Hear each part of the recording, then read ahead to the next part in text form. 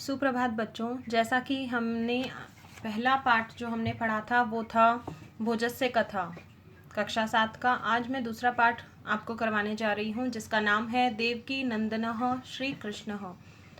तो इनके बारे में हम सभी बहुत अच्छे से जानते हैं, इनकी बाल लीलाओं के बारे में, इनके नटखटपन के बारे में। आज हम इन्हीं का वर्णन आगे इस पाठ में पढ़ने जा रहे हैं। श्री कृष्ण लोकोत्तरो महापुरुषः आसीत्। श्री कृष्ण लोकोत्तर अर्थात असाधारण महापुरुष थे। यहाँ जो आसीत जो शब्द दिया गया है, यहाँ पर जो ये आसीत जो शब्द दिया है, आसीत में है अस धातु लंग लकार भूतकाल। ठीक है, प्रथम पुरुष का एक वचन है जिसका अर्थ है था। अर्थात श्री कृष्ण असाधारण महापुरुष थे। अयं महापुरुषः सहस्रेभ्यः वर्षेभ्यः प्राक् उत्पन्नः अद्यापि जनानां हृदये विराजमानः अस्ति। अयम अर्थात ये महापुरुष सहस्रेभ्य यानी हजारों वर्षेभ्य हजारों वर्षों से, प्राक का अर्थ है पहले, ये महापुरुष हजारों वर्षों से पहले उत्पन्न हो यानी इन्होंने हजारों वर्ष पहले जन्म लिया। अद्यापि जनानाम हृदये विराजमानः अस्ति। अद्य प्लस अपि, यहाँ पर जो अद्यापि आपको नजर आ रहा है वो अद्यापि है संधि विच्छेद, वो संधि विच्छेद का है। अद्यापि का मतलब होता है अद्यापि अर्थात अद्य प्लस अपि, इसका मतलब है आज भी। अद्य का अर्थ है आज और अपि यानी भी।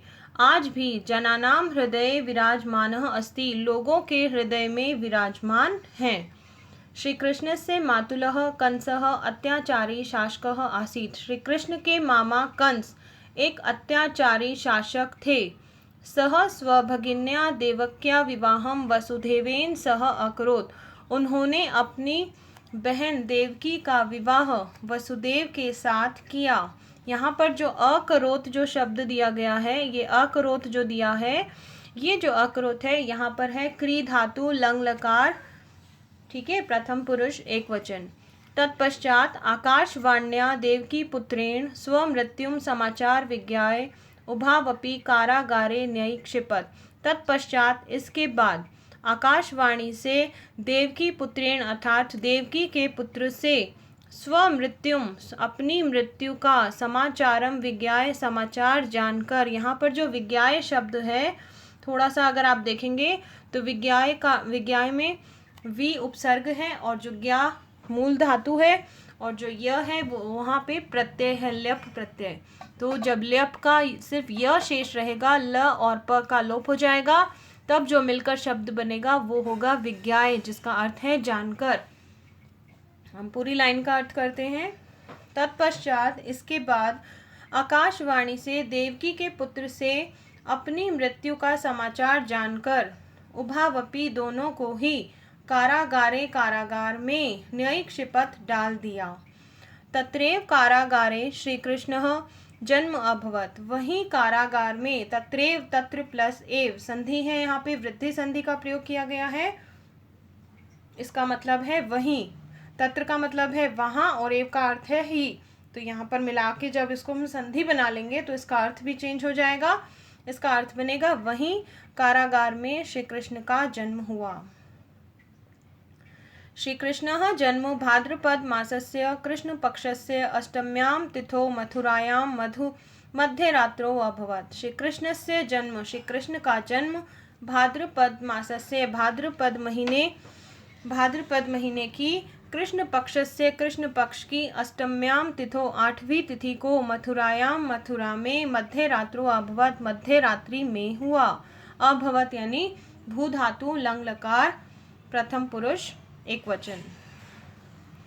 यदायम उत्पन्नः जातः तदा आकाशे घटाटोपा मेघा मूसलाधारा वर्षा अकुर्वन्। यदायम जब ये, यदा का अर्थ है जब, अयम यानी ये, जब ये उत्पन्नः जाते जब ये उत्पन्न हुए, तदा तब, आकाशे यानी आकाश में, घटाटोपा यानी घटाओं से घिरे हुए, मेघा यानी बादल, तब अर्थात जब ये उत्पन्न हुए तब आकाश में घटाओं से घिरे हुए बादलों से मूसलाधार वर्षा अकुर्वन, मूसलाधार वर्षा हुई, या जो घटाओं से घिरे हुए बादल थे उन्होंने मूसलाधार वर्षा की, बहुत तेज वर्षा की।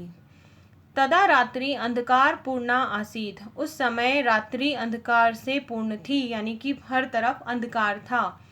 परम वसुदेवः स्वपुत्रस्य रक्षार्थं सद्यो जातं तम आदाय उत्ताल तरंगाम यमुनाम उत्तीर्य गोकुले नंदगृहं प्रापयत। परम यानी परंतु वसुदेव ने स्वपुत्र से रक्षार्थम अपने पुत्र की रक्षा के लिए सद्यो जातम यानी परवाह किए बिना तम आदाय उसे लेकर उत्ताल तरंगाम यमुनाम यानी जो यमुना की जो उठती हुई तरंगे थी उसको उत्तीर्य उसे पार करके गोकुले नंद गृहम प्रापयत गोकुल के नंद के घर पहुँचे।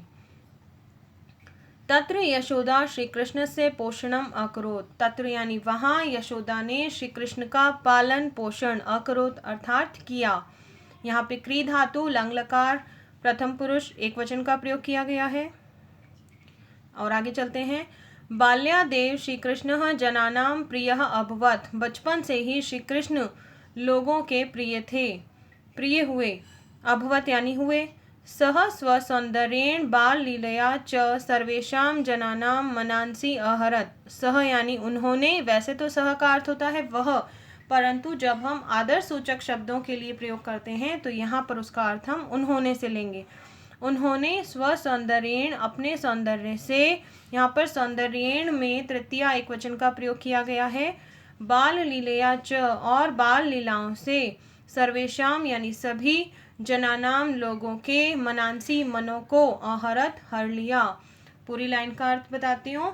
उन्होंने अपने सौंदर्य से और अपनी बाल लीलाओं से सभी लोगों के मन को मोहित कर लिया या उनके मन को हर लिया।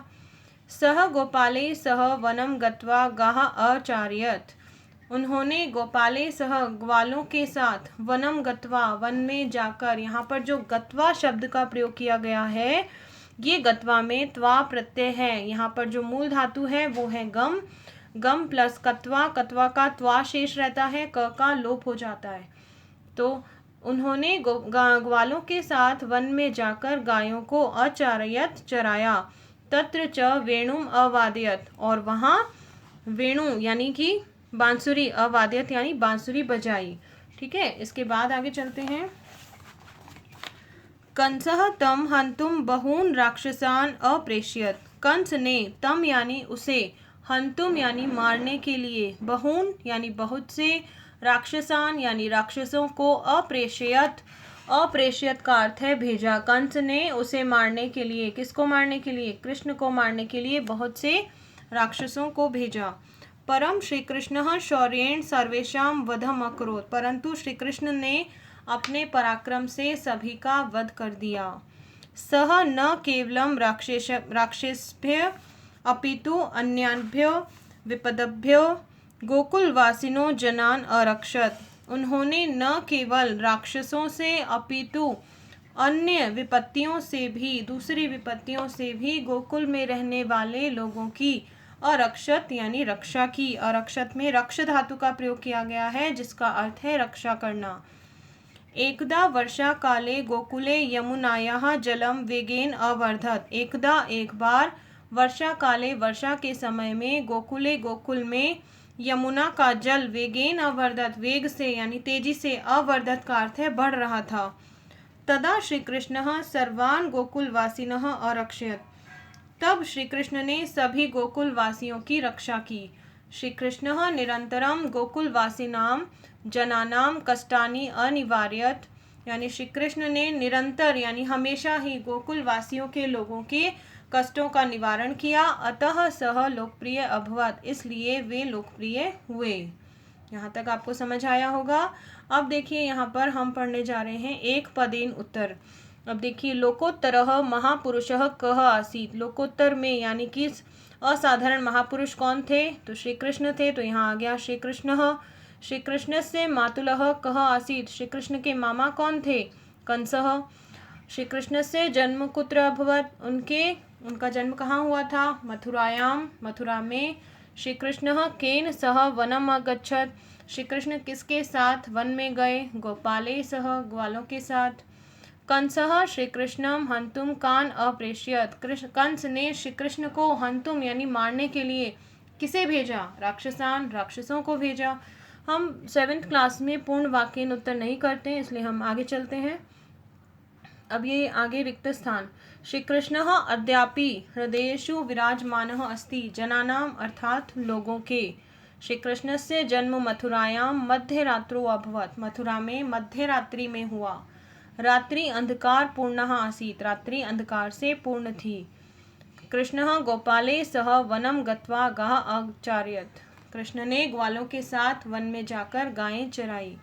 एकदा वर्षा काले गोकुले यमुनायाः जलम। यमुना का जल गोकुल में वेग से बढ़ रहा था। ठीक है, तो इसके बाद हम चलते हैं संधि विच्छेद पर। क्वेश्चन नंबर 6, लोकोत्तरो लोक प्लस उत्तरो। यहाँ पर जो संधि है वो अ प्लस उ इज इक्वल टू ओ।